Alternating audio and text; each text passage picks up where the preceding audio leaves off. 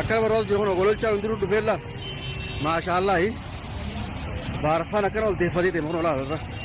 ها أكثر جاي بقرأت إن شاء الله جن الرح أما بقول لك أنا يتوب إن شاء الله أركون والله Kenya tidikne tapurmaate durtine Kenya yajin mana teje nurade sanurade tu warri bahar dira manda kini ranjatani suno ke summa nagai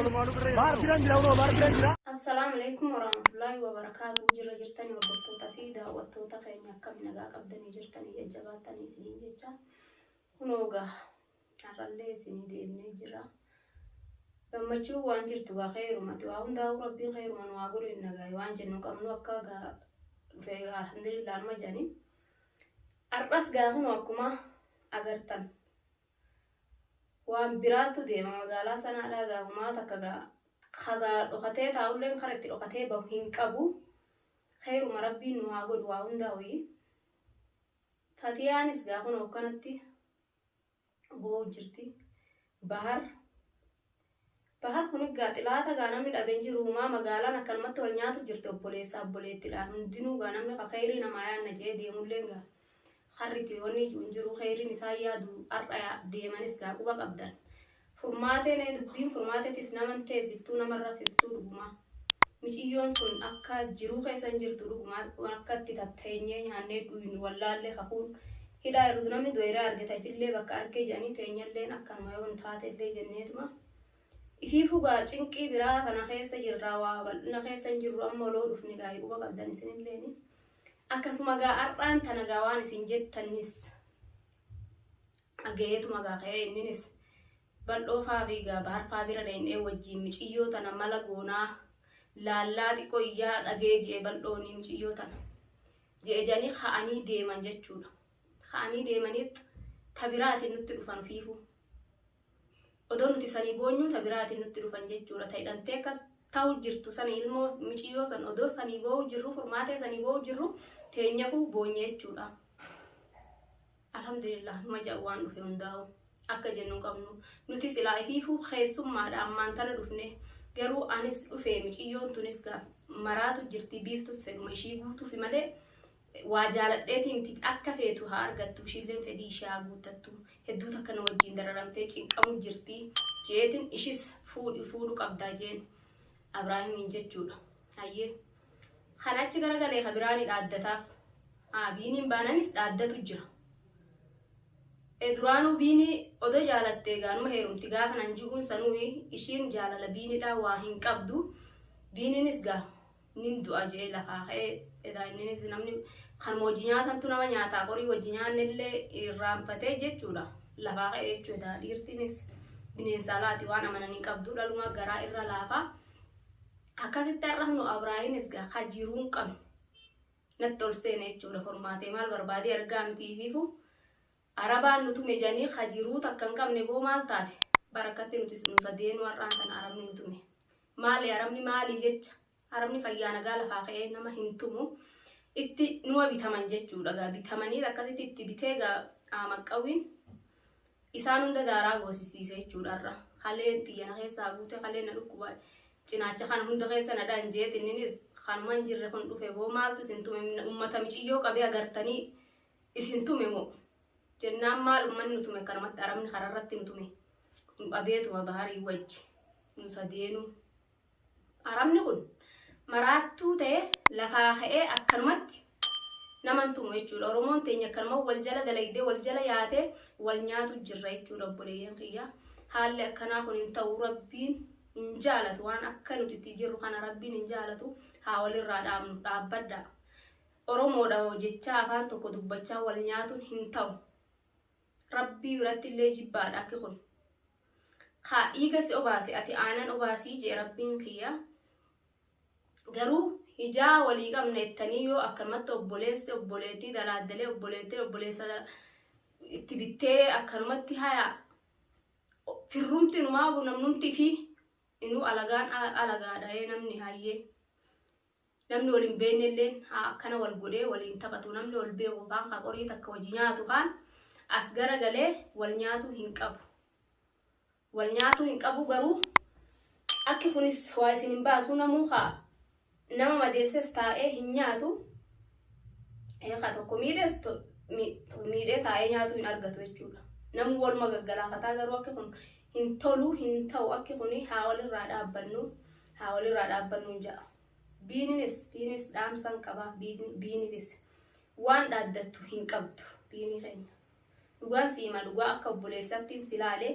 CV biiftullee akka obboleeyyanitti ilaaleetiin waan duraan keessa dabarre akka isin duraan Abrahaam gootanii fi akka inni isin goone hunda dhiifne ahoonaan illaa obboleeyyan rabbiiti waliin jennee walitti deebnee atillee qorii xiyya nyaattee har'aan tana as deebite akka ilma kiyyattiin sitti fuudha jeetiin si barbaadaa ture jechuu biiftullee si dinnaan dhalaa si barbaadaa ture har'a ammoo gara galtee nu dhaaddatu jirta. Waraana kan kee jaarrattee yootaan Abrahaamin dhabamsiisaa tiyyumaa fi isaaniitii wardaa fi biiftus jettee waan nu dhaaddattu hin qabdu obboleessa kiyya gad dhaabbadhu siin ja'a. Yoo si jaalatte biiftuun huno nuti har'a dhufne nuufi Abrahaamillee walumaan ka dhufnu ta'a jechuudha. Baatiitile nuti asii gayyaane tana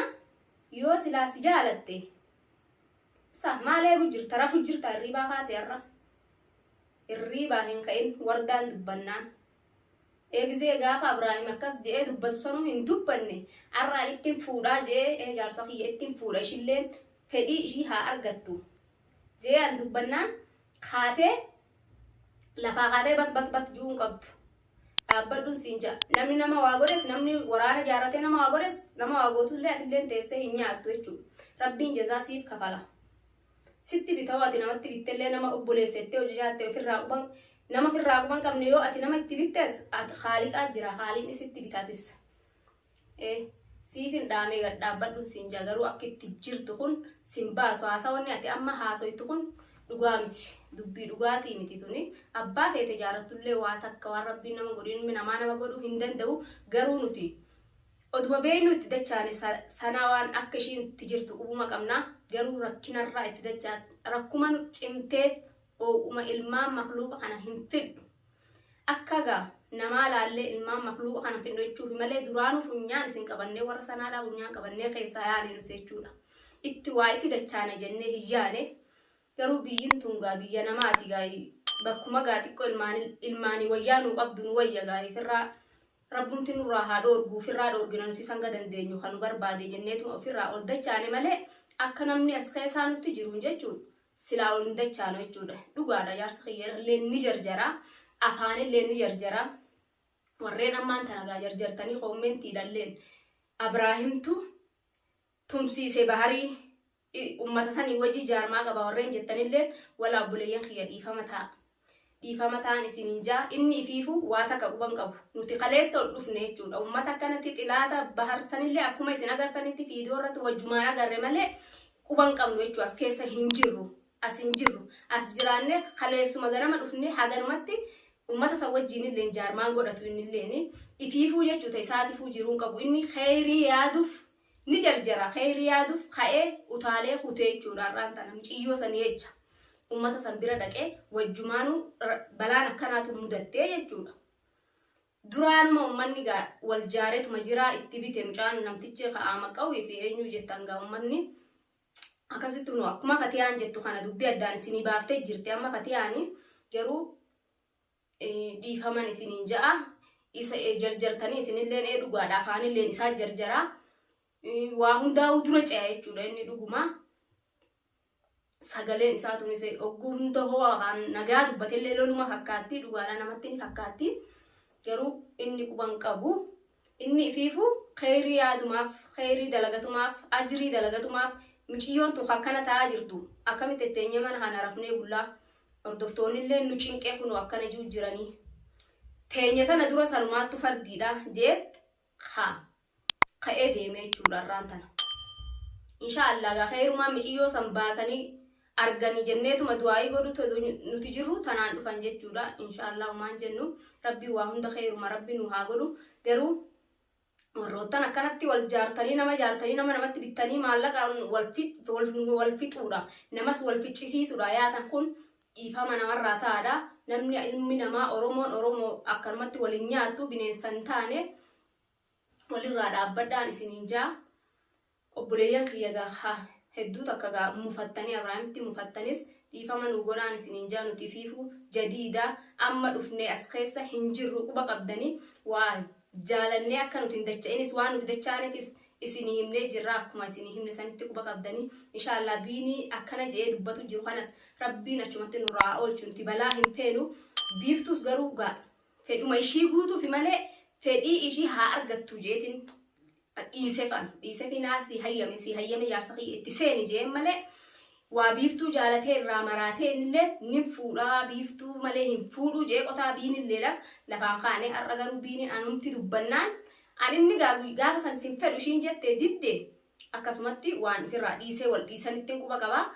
ishiinis quban qabuu jettee lolu jirti tasanii inshallah yoo rabbiin biraan taatee wal argatta rabbiin jeen waluma argatanii wanni hundi waanuma rabbiin jee malee hin taatu du'aa'ii nuuf godha obboleeyyan kiyya nuun arrabsinaadha nuun qomatinaadha dhiifama nu godha kan nuti isinitti balleessinilleeni rabbiin balaa hundaa'u nurraa haa oolchu nuti waan kheyrii nu qaba malee waan kheyrii nu qabne rabbiin halaalumatti nurraa hambisu inshallah baharis rabbiin haa fi ugaayimee hedduu takka dhawamee miidhamee jaaninninis kunofatiyaan ugaa dubbattu haalan aarellee lafallee hawdidee ciisu jira jedhanii inshallah boru bira dhaynee gaamee mee qabatamaan anillee ijaallaalee gaamee dubbuma gaa kanatti gaa wamaa dubbiin tun irraa haatee kanatti namni tumame kanaawu qabatamaan immee miilan bira dhaqee fatihaa biratti illee argame inshallah viidiyoo isinii marra yoo rabbi biraan taate du'aa'ii nuuf godha nu jajjabeessaan isiniin ja'a obboleeyyan kiyya assalaamu alaykum warahmatullaahi wabarakaatu